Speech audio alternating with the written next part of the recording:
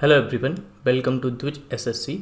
ये एक नई सीरीज है जिसके थ्रू हम प्रीवियस ईयर क्वेश्चन पेपर का एनालिसिस कर रहे हैं। तो इस सीरीज़ के थ्रू हम स्टार्ट कर रहे हैं एसएससी सीजीएल 2023 प्रीलिम्स के क्वेश्चन पेपर को एनालाइज करना।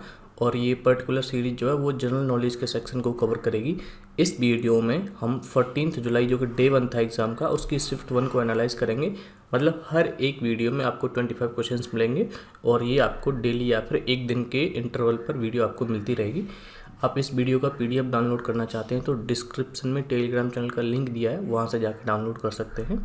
और ये सभी मेरे बारे में है। मेरा नाम है अनिल चौधरी और ये सभी एग्ज़ाम्स जो मैंने क्वालिफाई किए हैं आप एक बार वीडियो पॉज करके पढ़ सकते हैं। तो चलिए डे 1 शिफ्ट 1 को एनालाइज करते हैं। लेंथ जो होती है वो बैडमिंटन कोर्ट की कितनी होती है सिंगल्स के लिए। बैडमिंटन के टूर्नामेंट जो होते हैं वो दो फॉर्मेट में होते हैं, एक तो डबल में, एक सिंगल्स में।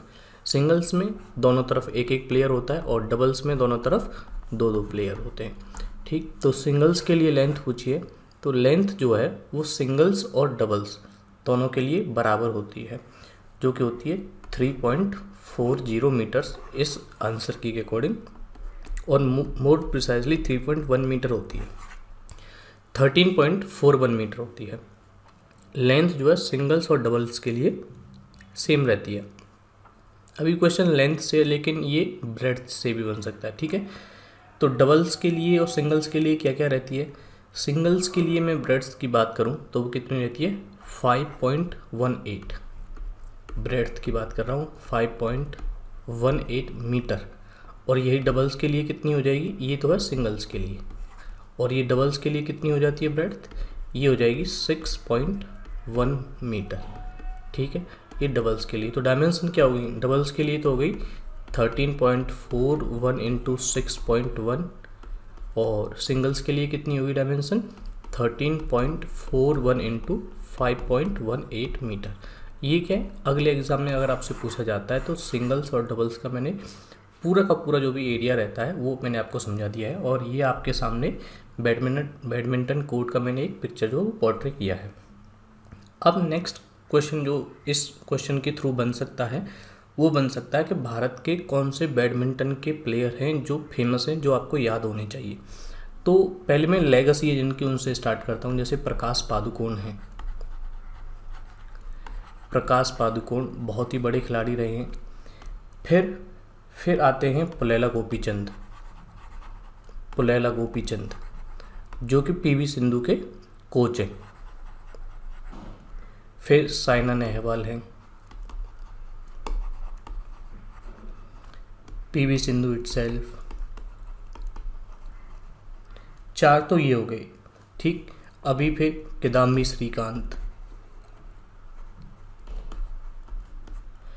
किदाम्बी श्रीकांत हैं, लक्ष्य सेन हैं। ये सभी खिलाड़ी क्या है बैडमिंटन के, आपको याद होने चाहिए, इनको तो जरूर याद करना है। एच.एस. प्रणॉय हैं।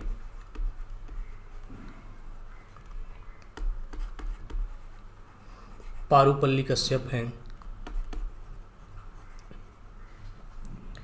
और एक प्रियांशु राजावत हैं। ये सभी नए और पुराने खिलाड़ी हैं जिनसे क्वेश्चन पूछा जा सकता है बैडमिंटन से रिलेटेड। इनको आप जो है याद कर सकते हैं, इनको जरूर याद रखिए। मतलब नेक्स्ट क्वेश्चन वो हमारा पॉलिटी से है। एडमिनिस्ट्रेटिव हेड कौन होता है इंडियन ऑडिट और अकाउंट्स डिपार्टमेंट का। इंडियन ऑडिट और अकाउंट्स डिपार्टमेंट का जो एडमिनिस्ट्रेटिव हेड होता है वो होता है the controller and auditor general. ये एक कॉन्स्टिट्यूशनल पोस्ट होती है और ये इंडियन कॉन्स्टिट्यूशन के आर्टिकल 148 के अंदर जो है कवर की गई है।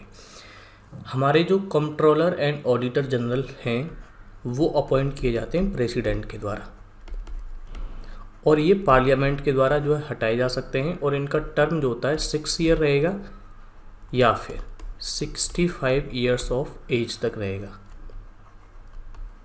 जो भी पहले हो जाएगा ये रिटायर हो जाएंगे। अपॉइंटमेंट हो गया, टर्म हो गया। ठीक है, कौन से आर्टिकल में ये भी मैंने बता दिया।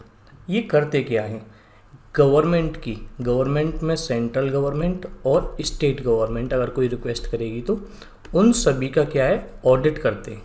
ऑडिट कैसे, जो भी रेवेन्यू रिसीट आई हैं और जो भी एक्सपेंडिचर हुआ है उसका ऑडिट ये करते हैं गवर्नमेंट का। अगर कोई पीएसयू जो रिक्वेस्ट करेगी, पब्लिक सेक्टर एंटरप्राइजेस अंडरटेकिंग्स, उनका भी ये ऑडिट करते हैं।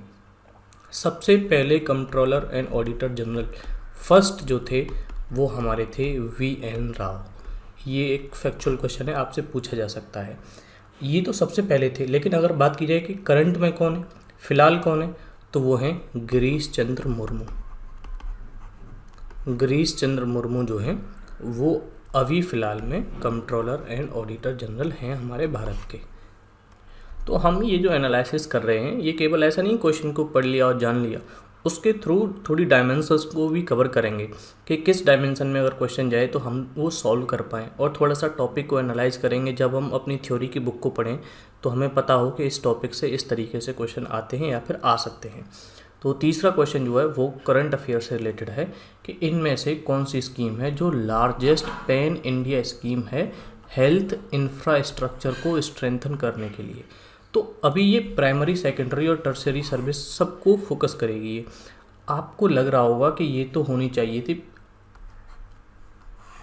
पीएम जन आरोग्य योजना, आयुष्मान भारत पीएम जन आरोग्य योजना, लेकिन नहीं, ये इसका सही आंसर नहीं होगा, क्योंकि हमें दिया हुआ है इंफ्रास्ट्रक्चर को लेकर। इंफ्रास्ट्रक्चर को लेकर जो स्कीम है वो है PM Ayushman Bharat health infrastructure mission. ये पैन इंडिया इंफ्रास्ट्रक्चर को वर्ल्ड क्लास करने में हेल्प करेगा। इसका क्या है, 5 साल के लिए ये योजना जो है वो लाई गई है प्रधानमंत्री के द्वारा। तो इसका आंसर होगा पीएम अभियान। लक्ष्य योजना जो है ये किस रिलेटेड है, ये भी हेल्थ से रिलेटेड है। ये सभी योजना जो है ministry of health and family welfare की ही हैं, सभी की सभी योजनाएं। सबसे पहली है लेबर रूम की, labour room quality, labour room quality improvement initiative. अब लेबर रूम जहाँ डिलीवरी होती है, ठीक है, प्रेग्नेंट वुमेन्स की, उसे लेबर रूम कहते हैं। तो लेबर रूम की क्वालिटी को इम्प्रूव करने के लिए एक इनिशिएटिव है लक्ष्य, जिससे मैटरनल मोर्टेलिटी रेट जो उसको नीचे लाया जा सके। आयुष्मान भारत प्रधानमंत्री जन आरोग्य योजना, इसे आप सभी जानते ही हैं। 5 लाख का फैमिली कवर मिलता है, इंश्योरेंस कवर मिलता है हर एक फैमिली को। और ये जो लास्ट में आपको दी हुई है ये है पीएम मिशन इंद्रधनुष। मिशन इंद्रधनुष एक इम्यूनाइजेशन प्रोग्राम है जो बच्चों को और माताओं को कवर करता है, और 12 डिसीजेज जो हैं, जानलेवा बीमारियां जो हैं, उनको कवर करता है मिशन इंद्रधनुष। इनमें से कौन सा फेस्टिवल जो है एसोसिएटेड है टाइज ऑफ प्रोटेक्शन के साथ में। टाइज ऑफ प्रोटेक्शन मतलब एक तरीके से रक्षा करने के लिए बांधा गया एक धागा, टाइज, ठीक है, ऐसा बंधन जो रक्षा के लिए होता है। तो कौन सा होता है, वो रक्षाबंधन होता है, टाइज ऑफ प्रोटेक्शन। ये ऑप्शन 4 इसका सही आंसर होगा। बहुत ही कॉमन क्वेश्चन था, लेकिन इस तरीके के क्वेश्चन भी पूछ लिए जाते हैं, आप देख सकते हैं। बैसाखी जो है ये हार्वेस्ट फेस्टिवल है और मेनली पंजाब में जो है सेलिब्रेट किया जाता है। करवा चौथ जो है आप सभी जानते हैं, जो भी शादीशुदा महिलाएं होती हैं वो अपने पति के लिए इस व्रत को रखती हैं। छठ पूजा जो है ये एक महोत्सव है जो कि बिहार के आसपास के क्षेत्र में जो है मनाया जाता है, और इसमें नदी के पानी में जाकर लोग पूजा करते हैं। अक्टूबर 2021 में एक 19 साल की लड़की है जिसने सिल्वर मेडल जो है वो जीता था वर्ल्ड रेसलिंग चैम्पियनशिप में। तो ये कौन सी है वो लड़की जिसने ये वर्ल्ड रेसलिंग चैम्पियनशिप में इंडिया से सिल्वर मेडल जो है जीता था, तो ये है आंसू मलिक। आंसू मलिक, इसका फ़ोटो आपको सामने दिख जाएगा, और ये हरियाणा से है, हरियाणा से है आंसू मलिक। कौन सा राज्य जो है वो पुअरेस्ट स्टेट था, अगर मैं बात करता हूँ सबसे पहले मल्टी डायमेंशनल पॉवर्टी इंडेक्स की। मल्टी डायमेंशनल पॉवर्टी इंडेक्स में सबसे पुअरेस्ट जो स्टेट था, जो नीति आयोग ने तैयार की थी, लॉन्च हुई थी नवंबर 2021 में, तो उसमें कौन सा था, बिहार था। क्या आपको याद रखना चाहिए इससे related, multi dimensional poverty index जो है ये कौन कौन सी डायमेंशन को कवर करती है। तो 3 डायमेंशन है, हेल्थ है, एजुकेशन है और स्टैंडर्ड ऑफ लिविंग है, और तीनों का ही वेटेज जो है 1/3 है। वेटेज देख सकते हैं आपको, तीनों का ही बराबर है, 1/3, 1/3, 1/3। तो हेल्थ, एजुकेशन और स्टैंडर्ड ऑफ लिविंग ये सभी है। इंडिकेटर जैसे हेल्थ में क्या हो गया, न्यूट्रिशन हो गया, चाइल्ड एडोलेसेंट कम मॉर्टेलिटी हो गया और एंटीसीडेंट केयर हो गया। एजुकेशन की बात की जाए तो ईयर ऑफ स्कूलिंग और स्कूल अटेंडेंस हो गया। इसमें क्वालिटी की बात नहीं की जाती है एजुकेशन में, किस तरीके की क्वालिटी होनी चाहिए। स्टैंडर्ड ऑफ लिविंग में कुकिंग फ्यूल हो गया, sanitisation, drinking water, electricity, housing, assets और बैंक अकाउंट किसी के पास है या नहीं है। इस तरीके के पैरामीटर्स हैं जिनके थ्रू ये स्टेट को रैंक करता है। कंजम्पशन ऑफ फिक्स्ड कैपिटल, कोई फिक्स्ड कैपिटल है, अगर उसका कंजम्पशन हो रहा है तो उसे क्या कहते हैं, तो उसे डेप्रिसिएशन के नाम से जानते हैं। जैसे आपने कोई मोबाइल लिया तो वो क्या एक फिक्स्ड कैपिटल है आपके पास, लेकिन उसका क्या है धीरे धीरे कंजम्पशन आप करते जाते हैं तो उसकी वैल्यू कम होती जाती है। तो वो जो उसकी वैल्यू कम हो रही है उसे ही डेप्रिसिएशन कहते हैं, या फिर ग्रेजुअल रिडक्शन इन वैल्यू को डेप्रिसिएशन कहते हैं। वैदिक आर्यंस जो सप्त सिंधु के आसपास जो है रहा करते थे, एक एरिया था सप्त सिंधु जो कि 7 नदियों से ड्रेन किया जाने वाला एरिया था। तो सप्त सिंधु में से एक नदी थी जिसका नाम था झेलम। तो झेलम का जो पुराना नाम है वो क्या है, तो झेलम का जो पुराना नाम है वो है बितास्ता, लेकिन हमें बाकी 7 नदियों के नाम भी पता होने चाहिए।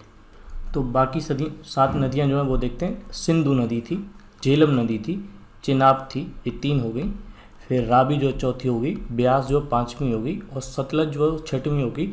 अभी यमुना, दृश्यवती ये नहीं है, लूनी नहीं है। 7वीं जो थी वो थी सरस्वती। मैंने ये जो सप्त सिंधु नदियों में शामिल थी उन नदियों को आपको बताया है और उन नदियों के नाम भी बताऊंगा जो आज कन्वेंशन में चालू हैं।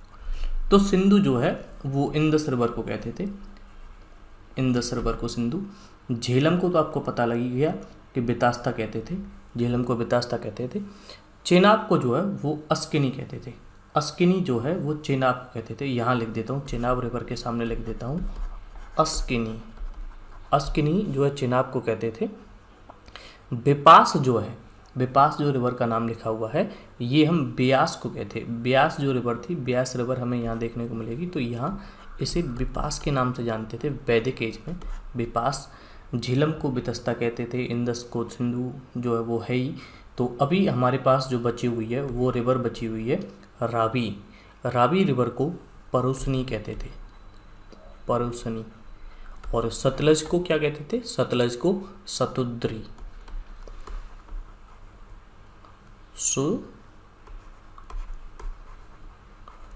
सुतद्री, ये सतलज को कहते थे। और सरस्वती रिवर को सरस्वती ही कहते थे। मैंने 7 नदियों के नाम बता दिए हैं और 7 नदियों के पुराने नाम भी आपको बता दिया और किस तरीके से हिमालय से निकलती थी उस एरिया को भी मैंने बता दिया कौन सा एरिया था जिसे सप्त सिंधु के नाम से जानते थे। चोला एम्पायर जो है उसमें विलेज जो हुआ करते थे उनमें एक प्रोडोमिनेंटली एक ग्रुप था, उसे क्या कहते थे, जो कि ब्राह्मण्स का ग्रुप हुआ करता। ब्राह्मण्स का जो ग्रुप था उसे क्या कहते थे, तो ये चोला एम्पायर की बात कर रहे हैं तो इसे कहते थे सभा। सभा जो है थोड़ा प्रोमिनेंट था चोला एम्पायर में। अब बात करेंगे थोड़ा चोला एम्पायर की। चोला एम्पायर जो है ये पावर में आया था अराउंड 19th सेंचुरी में, ठीक है। 19th सेंचुरी के आसपास ये पावर में आए थे और किसको हराकर ये पावर में आए थे, इनसे पहले जो है पल्लवास थे, तो पल्लवास को इन्होंने डिफीट किया था और फिर ये पावर में आए। पल्लवास को डिफीट करके चोला एडमिनिस्ट्रेशन जो है, चोला एम्पायर जो पावर में आया 9th सेंचुरी के आसपास। इस एम्पायर के जो फाउंडर थे वो थे विजयालया चोल। विजयालया चोल जो हैं वो इस एम्पायर के फाउंडर थे। इस एम्पायर के फाउंडर विजयालया चोल थे, लेकिन इस एम्पायर के जो एक बहुत बड़े राजा थे वो कौन थे, वो थे राजा राजवन। राजा राजवन जो एक बहुत बड़े राजा थे जिनके समय पर ये सभी चोला एम्पायर का जो है एक्सटेंशन उन्होंने किया था श्रीलंका तक, और इन्होंने गंगा तक जो है वो राजाओं को हरा दिया था, तो इनको गंगईकोंडा के नाम से भी जानते हैं। मैं बात कर रहा हूँ राजा राज चोल वन के बारे में। तो इनका इन्फ्लुएंस वो गंगा तक हो गया था, और बाहर की कंट्रीज़ की बात करें तो यहाँ इंडोनेशिया और कम्बोडिया तक इनका इन्फ्लुएंस जो है रहा था इनके चोला एम्पायर का। राजा राज वन ने ही जो है बृहदेश्वर टेम्पल जो है थंजावुर में कावेरी रिवर के किनारे उसको कंस्ट्रक्ट करवाया था अपने एम्पायर के टाइम में। इनमें से कौन सा स्टेट है जो तापी बेसिन का एक पार्ट नहीं है? रिवर तापी जो है ये एक बेस्ट फ्लोइंग रिवर है। वेस्ट फ्लोइंग रिवर आपके सामने है, जैसे लूनी राजस्थान में बहती है, फिर साबरमती जो गुजरात में है, माही है गुजरात में है, और ये रिवर जो निकलती हैं मध्य प्रदेश से। नर्मदा है मध्य प्रदेश से ही निकलती है। ऐसे ही ताप्ती है, ताप्ती को तापी के नाम से भी जानते हैं। वैतरना है, मांडोवी गोवा में है, जाउरी है, कालिंदी है, श्रावती है, भारत पूजा है, ये क्या है केरल का पार्ट हो जाती है। पेरियार है, पाम्बा है, ये सभी क्या है वेस्ट फ्लोइंग रिवर है। बात करें तापी की, तापी जो है ये मध्य प्रदेश में ऑरिजिनेट होती है। मध्य प्रदेश की मुल्ताई रिजर्व में, बैतूल डिस्ट्रिक्ट है और मुल्ताई रिजर्व है, मुल्ताई रिजर्व में और बैतूल डिस्ट्रिक्ट में मध्य प्रदेश में ऑरिजिनेट होती है। तो एमपी तो पार्ट इसका हो ही जाएगा, फिर ये महाराष्ट्र और गुजरात में भी फ्लो करती है। तो तीनों ही स्टेट जो है बेसिन का पार्ट हैं। कौन सा स्टेट नहीं है बेसिन का पार्ट? राजस्थान नहीं है। राजस्थान ही आपका सही आंसर होगा, क्योंकि कौन सा पार्ट नहीं है ये आपसे पूछा गया था, तो यही आपका आंसर है। इनमें से कौन सा एलिमेंट है जो एक कूलिंग मीडियम की तरह काम करता है लार्ज हैड्रॉन कोलाइडर में, जो कि हमारे बेस मैटर की खोज करता है। ठीक है, कौन से मैटर से यूनिवर्स मिलकर बना है उस मैटर के बारे में खोज कर रहा है large hadron collider. Super conducting magnet जो होते हैं एमआरआई में, एमआरआई स्कैन जो होते हैं, एनएमआर स्पेक्ट्रोमीटर जो होते हैं, उनमें कूलिंग मीडियम की तरह कौन सा एलिमेंट काम करता है? तो ये हीलियम जो है गैस वो काम करती है कूलिंग एलिमेंट की तरह। 2018 में बात करें तो एक गूगल डूडल जो है वो बना था, 100th एनिवर्सरी थी मृणालिनी साराभाई की। तो मृणालिनी साराभाई जो हैं ये विक्रम साराभाई की पत्नी थी। ये कौन सी डांस फॉर्म में, कौन सी क्लासिकल डांस फॉर्म की एक एक्सपोनेंट थी? तो मृणालिनी साराभाई जो हैं वो भारतनाट्यम और कथकली की जो है एक्सपोनेंट थी। भारतनाट्यम एक क्लासिकल डांस फॉर्म है और ये इंडिया का ओल्डेस्ट क्लासिकल डांस फॉर्म है भारतनाट्यम। इंडिया में 8 या फिर 9 क्लासिकल डांस फॉर्म है। 8 या फिर 9 कैसे हैं? अगर मैं बात करूं संगीत नाटक अकादमी की, तो उसके अकॉर्डिंग तो 8 हैं। 9 जो हैं ये किसके अकॉर्डिंग है? ये मिनिस्ट्री ऑफ कल्चर के अकॉर्डिंग जो है वो 9 क्लासिकल डांस फॉर्म हैं। कौन कौन सी हैं? सबसे पहली तो होगी भारतनाट्यम, जो कि कहाँ से है? तमिलनाडु से है, तमिलनाडु से है। सेकंड कथकली, कथकली कहाँ से है? कथकली की अगर हम बात करेंगे तो कथकली जो है ये केरला से है। 2 हो गए हैं। उसके बाद आया ओडिसी, ओडिसी 3 हो गए, उड़ीसा से है। कथक, कथक हो गया हमारा चौथा, और ये यूपी या फिर कहेंगे नॉर्दर्न इंडिया से है, नॉर्दर्न इंडिया से कथक। कुचिपुड़ी, कुचिपुड़ी आंध्रा से है। तो कुचिपुड़ी हो गया मेरा पांचवा कुचिपुड़ी हो गया। भारतनाट्यम में ऑलरेडी बता ही चुका हूँ। तो अभी कौन से आएंगे? अभी एक आएगा मणिपुरी। तो 6th जो हो जाएगा वो हो जाएगा मणिपुरी, नाम से ही पता चल जाएगा कहाँ से, मणिपुर से है। 7th जो होगा वो कौन सा होगा? 7th होगा मोहिनी अट्टम, मोहिनी अट्टम। मोहिनी अट्टम जो है ये केरल से है। तो केरल के 2 हैं, एक तो हो गया कथकली, एक हो गया मोहिनी अट्टम। 8वां कौन सा है? 8वां जो है वो है सतरिया, और सतरिया जो है ये आसाम से है। सतरिया आसाम से। ये जो 8 हैं ये संगीत नाटक अकादमी के द्वारा जो हैं रिकॉग्नाइज किए जाते हैं। 8 क्लासिकल डांस फॉर्म जो है वो इंडिया की। 9वीं कौन सी है जो मिनिस्ट्री ऑफ कल्चर के द्वारा रिकॉग्नाइज की जाती है? तो वो है छऊ। छऊ जो है ये उड़ीसा, वेस्ट बंगाल, झारखंड, इन सभी एरियाज़ में जो है ये किया जाता है, उड़ीसा का जो। और यक्षगान जो आपको दिया गया है ये जो है कर्नाटक का एक म्यूजिकल थिएटर का फॉर्म है, म्यूजिकल डांस थिएटर का फॉर्म है। यक्षगान जो है कर्नाटक से बिलोंग करता है। तो मैंने बता दिया 8 या 9 जो है क्लासिकल डांस फॉर्म में, और कौन कौन से कौन सी स्टेट से बिलोंग करते हैं। भारतनाट्यम जो है क्या एक्सप्रेस करता है? ठीक है, मतलब भारतनाट्यम जो साउथ इंडियन रिलीजियस थीम्स को एक्सप्रेस करता है, स्पिरिचुअल आइडियाज़ को एक्सप्रेस करता है, तो ये कौन से सेक्ट के आइडियाज़ हैं, ठीक है। जैसे बाकी तो धर्म दिए गए हैं, जैसे बुद्धिज्म हो गया, जैनिज्म हो गया। शैविज्म जो है ये हिंदुइज्म का ही एक सेक्ट होता है, जो लॉर्ड शिवा की पूजा जो करते हैं, भगवान शिव की जो पूजा करते हैं, उनको शैविज्म कहते हैं, उस सेक्ट के लोगों को। तो शैविज्म को जो है रिप्रेजेंट करता है भरतनाट्यम। आपका आंसर तो हो जाएगा शैविज्म। लेकिन भरतनाट्यम से लेकर 2 क्वेश्चंस अभी तक आ चुके हैं, तो इसको थोड़ा डिटेल में जानते हैं। इसका नाम जैसे भारत, अब भारत में क्या है, 3 चीज़ें आती हैं। भारत में भ आ गया, भ से क्या होता है, भाव होता है, तो भावम मतलब एक्सप्रेशन।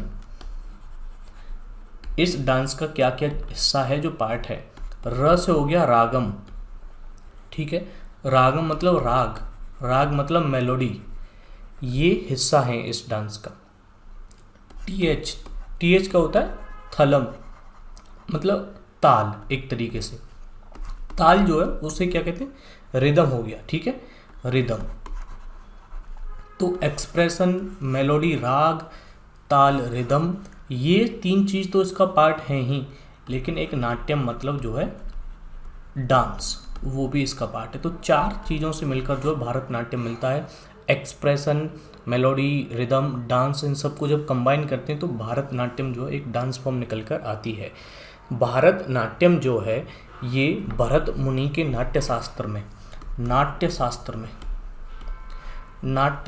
में सबसे पहले इसका उल्लेख मिलता है। और नाट्यशास्त्र जो वो भरत मुनि ने लिखा था, उन्हीं के नाम पर कहें तो माना जा सकता है कि इस डांस का नाम है। भरत मुनि के नाट्यशास्त्र का सबसे पहले उसमें इसका उल्लेख मिलता है। लेकिन शिलापट्टिकरम जैसे उपन्यास जो हैं, एपिक जो हैं साउथ इंडिया के, उसमें भी इसका उल्लेख मिलता है। इसके कुछ एक्सपोनेंट के बारे में जान लेते हैं। जैसे एक तो आपको पता ही है, अभी हमने देखा मिसेस साराभाई हैं, और कौन है, ई कृष्ण अय्यर। ई कृष्ण अय्यर जो हैं वो भी इसी फील्ड से रिलेटेड हैं। रुक्मिणी देवी अरुणडेल, ये भी बहुत ही फेमस हैं और इनसे बहुत बार एसएससी में क्वेश्चन पूछा भी गया है। रुक्मिणी देवी अरुणडेल। बाला सरस्वती यामिनी, बाला सरस्वती यामिनी, ये 4 जो हैं आप जरूर याद रख सकते हैं भारतनाट्यम के एक्सपोनेंट के तौर पर।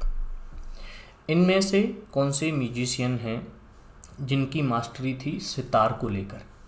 तो आपको जो फोटो में दिख रहा है इंस्ट्रूमेंट, ये होता है सितार, और ये जो आपको पर्सन दिख रहे हैं ये हैं विलायत खान।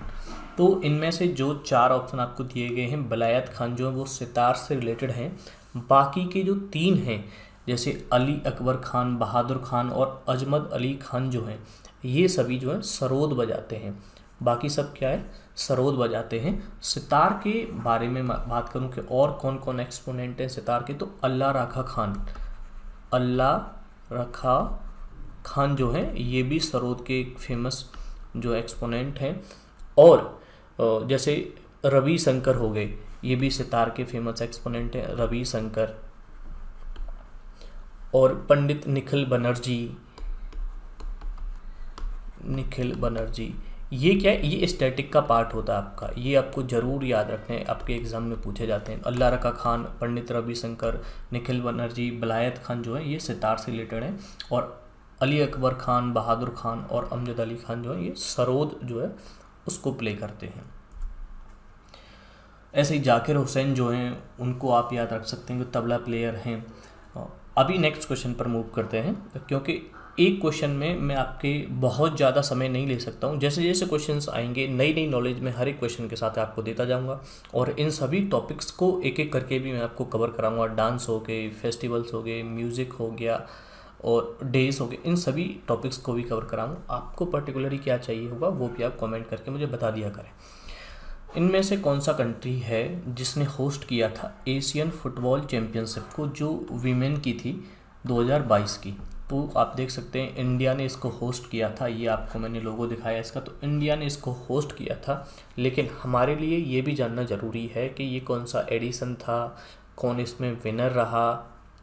तो ये जो एडिशन था ये था कौन सा, ये था 20th एडिशन इस चैम्पियनशिप का, 20th एडिशन ये था। और इसमें विनर जो था वो था चाइना। चाइना विनर था और चाइना ने साउथ कोरिया को हरा के ये टूर्नामेंट जीता था। तो चाइना का जो फर्स्ट प्लेस रहा और साउथ कोरिया का जो सेकंड प्लेस इसमें रहा था। मिस भक्ति प्रदीप कुलकर्णी जो हैं इनको कन्फर्ड किया गया है अर्जुन अवार्ड 2022 में। तो अर्जुन अवार्ड 2022 में मिला, इनके किस स्पोर्ट में कंट्रीब्यूशन इन्होंने किया था इसके लिए इन्हें मिला था। तो सामने आप फोटो में देखिए, ये है मिस भक्ति प्रदीप कुलकर्णी और ये चेस की प्लेयर हैं। चेस की प्लेयर इनके अलावा भी हैं जो फीमेल हैं, वो आपको याद रखनी, जैसे कोनेरू हम्पी हैं। कोनेरू हम्पी जो हैं उनको याद रखिए। और एक प्लेयर हैं तानिया सचदेव, इनको भी आप याद रखिए। ये वीमेन में आप ज़रूर याद रखिए, इनको भूलना नहीं है। अगर मेल की बात करूँ मैं चेस के प्लेयर की, तो निहाल सरीन हैं, उनको याद रखिए। और इंडियन चेस टीम के जो कैप्टन हैं विदित गुजराती, उनको याद रखिए। और कौन कौन से प्लेयर हैं जो आपको ज़रूर याद रखने चाहिए चेस के, जैसे विश्वनाथन आनंद, उनको कौन नहीं जानता, सभी जानते हैं, विश्वनाथन आनंद। आर प्रज्ञानंदा, बहुत ही प्रोडिजी हैं चेस के, आर प्रज्ञानंदा, विश्वनाथन आनंद, आर प्रज्ञानंदा, निहाल सरीन, विदित गुजराती। और एक और हैं डी गुकेश या गुकेश डी। ये जो प्लेयर हैं चेस के, इनको आप ज़रूर याद रखिए, आपसे एग्जाम में पूछे जा सकते हैं और बार बार पूछे जाते हैं, क्योंकि अभी जो मैंने आपको बताई है कोनेरू हम्पी के बारे में पहले भी एग्जाम में पूछा जा चुका है। और टाइगर लीजन के फाउंडर कौन थे या फिर फ्री इंडिया लीजन के फाउंडर कौन थे? टाइगर लीजन या फिर फ्री इंडिया लीजन जो है, ये सेकेंड वर्ल्ड वॉर के टाइम पर जो है वो एस्टेब्लिश किया गया था। और ये अफ्रीका में जो इंडियन प्रिजनर ऑफ वॉर थे उनको मिलाकर इसे बनाया गया था। अफ्रीका में जो इंडियन प्रिजनर ऑफ वॉर थे उनको मिलाकर ये बनाया गया था। और ये जो संस्था है, ये जो एक मिलिट्री यूनिट थी, ये मिलिट्री यूनिट थी इन्फेंट्री की, तो ये जो है ये जर्मनी में जो है फॉर्म की गई थी। तो आप इस सब से समझ ही गए होंगे कि कौन रहे होंगे इसके फाउंडर। आज़ाद हिंद, ये इसका लोगो था, tiger legion, free India legion का। तो सुभाष चंद्र बोस के द्वारा इसका फॉर्मेशन किया गया था 1941, जर्मनी में इसका फॉर्मेशन किया गया था। लाला हरदयाल जो हैं ये किससे रिलेटेड थे? गदर पार्टी, जो आपको याद है, गदर पार्टी की स्थापना इन्होंने की थी लाला हरदयाल ने, उसी से ये रिलेटेड है। रिप्रोडक्टिव स्ट्रेटजी रहती है एक, जो पैरासाइट्स को लेकर रहती है, ठीक है। इंडिविजुअल होते हैं कुछ, वो क्या करते हैं, अपनी जो भी यंगर होते हैं, खुद के जो बच्चे होते हैं, उनके जो ऑफ स्प्रिंग होते हैं, या तो सेम स्पीसीज से उनका पालन करवाते हैं या फिर डिफरेंट स्पीसीज से उनका पालन करवाते हैं। मतलब वो खुद उनका पालन नहीं करते हैं, जैसे कोयल और कौवे का रहता है जो कॉम्बिनेशन, मतलब वो अपनी स्पीसीज़ को किसी दूसरे के थ्रू जो है वो रेज करवाते हैं। तो ये कौन सी स्पीसीज़ है जो ऐसा करती है, या फिर ऐसे पैरासाइटिज्म के एग्जाम्पल को क्या कहते हैं, टाइप को क्या कहते हैं? तो ब्रूड एग्जाम्पल जो है, ब्रूड पैरासाइटिज्म जो है, इसका एक एग्जाम्पल है। इसमें देखिए, इसमें ये एक अलग तरीके के अंडे हैं और ये एक अलग तरीके के अंडे हैं। तो ये दूसरी स्पीसीज़ जो है इन अंडों को छोड़ के गई है कि यही जो स्पीसीज़ है मेरे बच्चे को भी पाल देगी। ऐसा जो पैरासाइटिज्म होता है इसको ब्रूड पैरासाइटिज्म कहते हैं। पैरासाइटिज्म क्या होता है? किसी दूसरी स्पीसीज़ पर या फिर किसी दूसरे इंडिविजुअल पर डिपेंड होना अपने जीवन यापन के लिए, उसे पैरासाइटिज्म कहते हैं। मतलब वो खुद काम करना नहीं चाहते हैं, दूसरों से काम करवा के अपना काम चलाते हैं, उस तरीके से। सेक्सुअल पैरासाइटिज्म क्या होता है? ये जो है एक मछलियों में पाया जाता है, ये एक्वाटिक एनिमल में। ये एक फीमेल है, ये एक फीमेल है, और ये छोटा सा आपको जो टाइनी दिख रहा है यहाँ पे, ये जो है मेल स्पीसीज़ है, दोनों ही सेम स्पीसीज़ हैं। ये हमेशा अटैच्ड रहता है फीमेल स्पीसीज से और सेक्सुअल रिप्रोडक्शन में ये जो है भाग लेते हैं, और ये कम्प्लीटली डिपेंडेंट रहता है फीमेल पर, और इसी तरीके से इसकी लाइफ होती है। तो इसे सेक्सुअल पैरासिटिज्म के नाम से जानते हैं। क्लेप्टो क्या हो गया? जब किसी से चुराकर जो खाना खा लेते हैं, किसी दूसरे ने उस खाने को तैयार किया है और कोई दूसरा उसको खा जाए। जैसे ये जो है बड़े बड़े जानवरों में देखने को मिलता है, जैसे शेर हो गया, चीते, उस तरीके से कोई दूसरा खा जाता है खाने को, तो उसे क्लेप्टो पैरासिटिज्म के नाम से जानते हैं। ट्राइबल पॉपुलेशन 2011 की सेंसस के अनुसार कितनी होगी। देखिए बार बार कहता हूँ 2011 की सेंसस से हर एक शिफ्ट में आपसे क्वेश्चन पूछा ही जाता है, किसी भी तरीके से क्वेश्चन पूछा जाए। तो हाईएस्ट ट्राइबल पॉपुलेशन कहाँ है, सबसे ज़्यादा जो ट्राइबल पॉपुलेशन है वो एमपी में है, तो सबसे पहले तो एमपी में होगी। सेकंड जो है एमपी के बाद कोई स्टेट आता है ट्राइबल पॉपुलेशन में तो वो आता है महाराष्ट्र। थर्ड पर जो आता है वो स्टेट आता है उड़ीसा, ठीक है, थर्ड पर। लेकिन यहाँ आपसे क्या पूछा है कि सबसे पहले बताइए कि कौन कम किस में है, उसके बाद बढ़ती जानी चाहिए असेंडिंग ऑर्डर में, इंक्रीज होता जाए। तो सबसे कम कौन सी में, उड़ीसा में। तो सबसे पहले सी, फिर बी, फिर ए, आपका जो आंसर होगा वो होगा फर्स्ट। ये मैंने आपको बता दिया। ये बात हो रही है ओवरऑल पॉपुलेशन में। जैसे कि 1000 ट्राइबल पॉपुलेशन है इंडिया में, तो सबसे ज़्यादा ट्राइबल जो है कहाँ रहते हैं, ये हो गया सीधा सा आंसर। एक हो गया कि किसी स्टेट की पॉपुलेशन में जो highest percentage of tribal population है, तो ऐसी कौन सी स्टेट है जिसमें हाईएस्ट परसेंट है ट्राइबल पॉपुलेशन की। तो स्टेट की पॉपुलेशन में परसेंटेज, ना कि नंबर, परसेंटेज की बात की जाए तो वो मिजोरम में highest percentage of tribal population आपको देखने को मिलती है। ऐसे ही एससी पॉपुलेशन की अगर मैं बात करता हूँ तो एससी पॉपुलेशन नंबर में बात की जाए तो यूपी में सबसे ज़्यादा है। यूपी हो गया फर्स्ट पर, और सेकंड रैंक जो आती है एससी पॉपुलेशन में वो वेस्ट बंगाल की आती है। लेकिन परसेंटेज में बात करूँ मैं एससी पॉपुलेशन की, उस स्टेट में परसेंटेज में हाईएस्ट किसकी है, तो वो पंजाब में जो है परसेंटेज के अकॉर्डिंग हाईएस्ट एसटी पॉपुलेशन जो है वो रहती है। एससी और एसटी दोनों ही मैंने कवर कर दिया है। अब एमपी से ट्राइबल पॉपुलेशन को लेके क्वेश्चन पूछा गया है, तो आप याद रख सकते हैं कि एमपी में जो है भील यहाँ लिख देता हूँ, यहाँ देखिएगा ठीक से, भील, गोंड और कोल जो है ये ट्राइबल कम्युनिटी हैं जो एमपी में रहती हैं।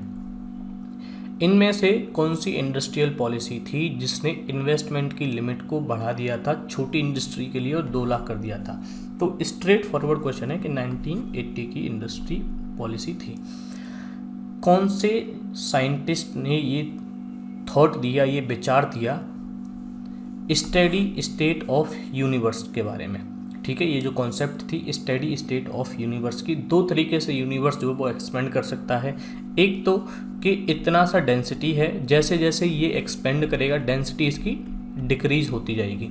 लेकिन ये जो थ्योरी थी ये बिग बैंग थ्योरी थी, और ये थ्योरी जो थी ये एडविन हवल ने दी थी, big bang theory. Steady state जो थ्योरी थी ये जो है ये एडविन हवल ने नहीं दी थी, ये फ्रेड हॉयले ने दी थी। आंसर जो आपका फ्रेड हॉयले होगा। और फ्रेड हॉयले ने क्या कहा था, इन्होंने कहा था स्टडी स्टेट है, मैटर का जो डेंसिटी है वो कांस्टेंट रहेगा। अगर यूनिवर्स एक्सपेंड भी करेगा तो डेंसिटी जो है वो कांस्टेंट रहेगी, डेंसिटी जो है वो डिक्रीज नहीं होगी। और हबल ने क्या कहा कि डेंसिटी डिक्रीज होगी, और ये बिग बैंग थ्योरी में कहा। क्वेश्चन 22 है, कॉलम ए है जिसमें कुछ आपको क्लास दी हुई है और कॉलम बी है जिसमें कुछ नेम दिए हुए हैं। मतलब एल्गी के टाइप हैं और किस तरीके के कलर के वो एल्गी होते हैं ये दिया हुआ है।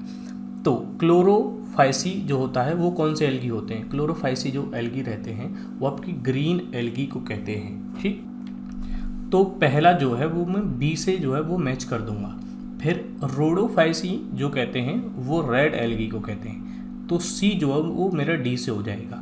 मतलब 3 जो है वो मेरा डी से हो जाएगा। थर्ड जो है डी से मिलना चाहिए, थर्ड जो है वो डी से मिलना चाहिए, और थर्ड जो है वो डी से केवल एक में ही मिला हुआ है।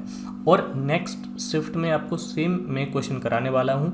आपसे यही पूछा था जो रोडोफाइसी है जो कौन सा एल्गी रहता है, तो रोडो जो है वो रेड से रिलेटेड है। इसी तरीके से पहला जो है बी से हो जाएगा, क्लोरो जो है वो ग्रीन एल्गी होते हैं, और सेकंड ए से। फाइवफाइसी जो है ये ब्राउन एल्गी को कहते हैं, और काइनोफाइसी जो है ये ब्लू और ग्रीन एल्गी को कहते हैं। ये सभी एल्गी मैंने आपको सामने दिए हुए हैं। सरगसम एल्गी जो है, पायरोपिया एल्गी है, उल्बा है, चैम्पिया है, ये सभी क्या हैं, ये एल्गी के टाइप हैं। कुछ रोडो हैं, कुछ फाइवफाइसी हैं, कुछ ब्राउन, कुछ रेड, कुछ ग्रीन है। ऐसे ही एल्गी के एग्जाम्पल कुछ आप जान सकते हैं, जैसे यूलोथ्रिक्स, फ्यूकस, स्प्रियोगायरा, ये सभी एल्गी के एग्जाम्पल हैं। रैयतवारी सिस्टम जो है रेवेन्यू कलेक्शन का एक सिस्टम था, इंडिया में इंट्रोड्यूस किया गया था ब्रिटिश के द्वारा। किस पर बेस था, किसकी थ्योरी थी जिसके बेस पर ये जो सिस्टम है ये इंट्रोड्यूस किया गया था? रिकार्डियन थ्योरी ऑफ रेंट जो है वो रैयतवाड़ी सिस्टम थी।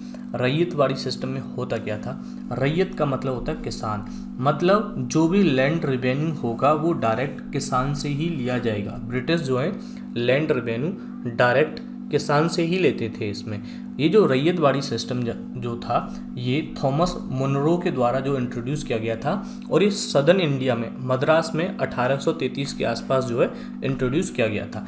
इंडिया में ब्रिटिश ने नॉर्मली कहेंगे कि अगर हम डिवीज़न करें तो 3 लैंड रेवेन्यू सिस्टम जो वो इंट्रोड्यूस किए थे: परमानेंट सेटलमेंट, रैयतवाड़ी और महलवाड़ी। रैयतवाड़ी के बारे में मैंने आपको बताया कि ये जो सिस्टम था ये थॉमस मुनरो ने किया इंट्रोड्यूस, और ये मद्रास के एरियाज़ में किया, और डायरेक्ट रेवेन्यू जो किसानों से लिया जाता था। परमानेंट सेटलमेंट जो है वो लॉर्ड कॉर्नवालिस ने जो है वो इंट्रोड्यूस किया था, और ये बंगाल के एरिया में, बंगाल जो प्रेसिडेंसी थी उस एरिया में इसको इंट्रोड्यूस किया गया था, और 1793 में 1793 के आसपास इसको इंट्रोड्यूस किया गया। इसमें क्या था कि ज़मींदार जो थे उससे एक परमानेंट फिक्स्ड जो कैपिटल थी उसको अंग्रेज जो है वो डिसाइड कर लेते थे, और रेवेन्यू जो वो ज़मींदार से लेते थे, और ज़मींदार जो लैंड का मालिक होता था, और ज़मींदार जाके फिर उस रेवेन्यू को जो है किसानों से उल्टा सीधा वसूलता था। रैयत में क्या रहता था कि जो मालिक थे वो किसान ही होते थे, रैयत ही होते थे, और डायरेक्ट रेवेन्यू जो वो किसान से ही लिया जाता था।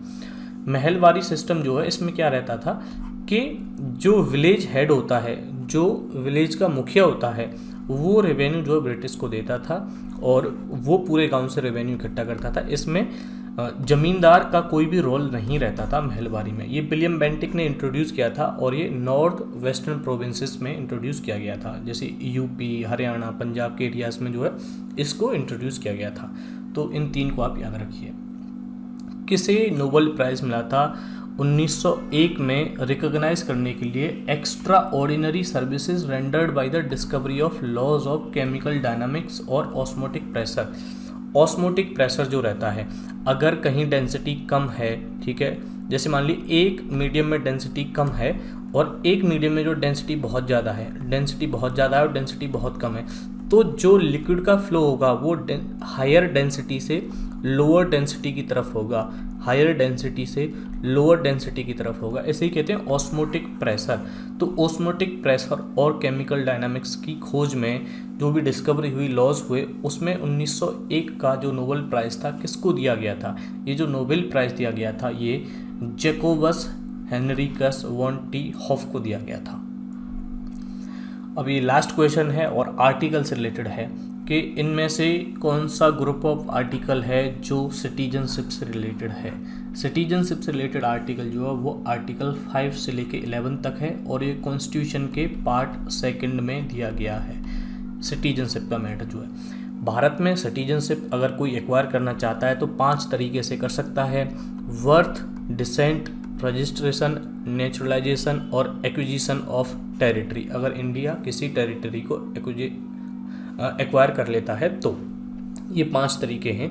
लेकिन यहीं पर मैं आपको कुछ और भी समझा देता हूँ। जैसे ये आर्टिकल 15 से लेकर 21 जो है ये फंडामेंटल राइट का पार्ट होंगे, ये जो आर्टिकल हैं। क्यों? क्योंकि फंडामेंटल राइट जो हैं वो आर्टिकल 12 से लेकर 35 तक रहते हैं, ठीक है। आर्टिकल 12 to 35 जो भी रहेगा वो फंडामेंटल राइट का पार्ट रहता है, ठीक। तो ये भी फंडामेंटल राइट का ही पार्ट हो जाएगा। लेकिन आर्टिकल 2 से लेकर 4 किसका पार्ट होगा? आर्टिकल 1 से लेकर 4 तक यूनियन और उसकी टेरिटरी की बात की जाती है, और ये पार्ट 1 में आता है। तो मैंने आपको पार्ट 1 के बारे में बता दिया। एक बार सभी पार्ट में क्लियर करता हूँ आपके सामने। पार्ट 1 आर्टिकल नंबर जो है मैं यहाँ लिखूँगा, पार्ट जो है यहाँ लिखूँगा। पार्ट 1 की बात करूँ तो आर्टिकल 1 से लेकर 4 तक रहेगा, और यूनियन और उसकी टेरिटरी के बारे में बात होगी। पार्ट 2 जो होगा वो 5 आर्टिकल से लेकर 11 तक होगा, और सिटीजनशिप की उसमें बात होती है। पार्ट 3 जो होगा वो आर्टिकल 12 से लेकर 35 तक होता है, और उसमें फंडामेंटल राइट्स की बात होती है। पार्ट 4 जो होगा वो 36 से लेके 51 तक होगा और इसमें DPSPs की बात होगी।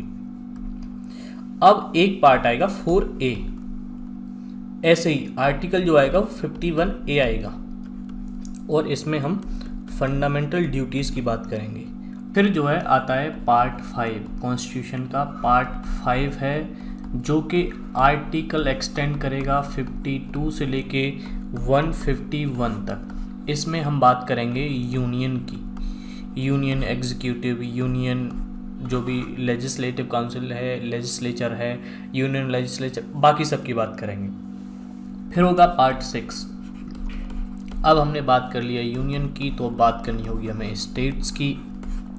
स्टेट्स की बात करेंगे तो आर्टिकल कौन सा रहेगा, आर्टिकल 152 से एक्सटेंड करेगा, पार्ट 6 की बात कर रहा हूँ मैं, और 237 तक यहाँ हम जाएंगे।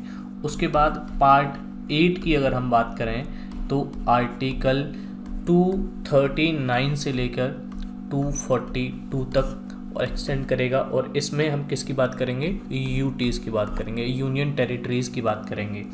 फिर तो पार्ट 9 आ जाता है, 9A आ जाता है। इस सब में क्या बात करते हैं हम, पंचायत की बात करते हैं, म्यूनसिपैलिटीज़ की बात करते हैं, इस सब के बारे में बात करते हैं। तो मैंने मोटा मोटा आपको सभी आर्टिकल जो भी हैं असेंडिंग वे में पार्ट्स मैंने समझा दिए कॉन्स्टिट्यूशन के, कौन कौन सा आर्टिकल आपको वहाँ पर देखने को मिलेगा। इससे एक आइडिया लग जाता है कि रैंडमली अगर आपको आर्टिकल दिए जाएँ तो कहाँ से आप रिलेट कर सकते हैं, कौन से पार्ट से रिलेट कर सकते हैं। तो ये था वीडियो, 25 क्वेश्चंस का सॉल्यूशन था। आपको ये कैसा लगा आप कमेंट सेक्शन में कमेंट करके ज़रूर बताइए, और अगर आपको ये अच्छा लगा है तो इसे लाइक कीजिए और ज़्यादा से ज़्यादा बच्चों के साथ, जो भी कैंडिडेट्स हैं उनके साथ आप शेयर कर सकते हैं, जिससे कि मुझे थोड़ा सा मोटिवेशन मिलेगा, मुझे थोड़ा वैलिडेशन मिलता है इस सब से। तो इस वीडियो में इतना ही, मिलते हैं अगली वीडियो में। जय हिंद।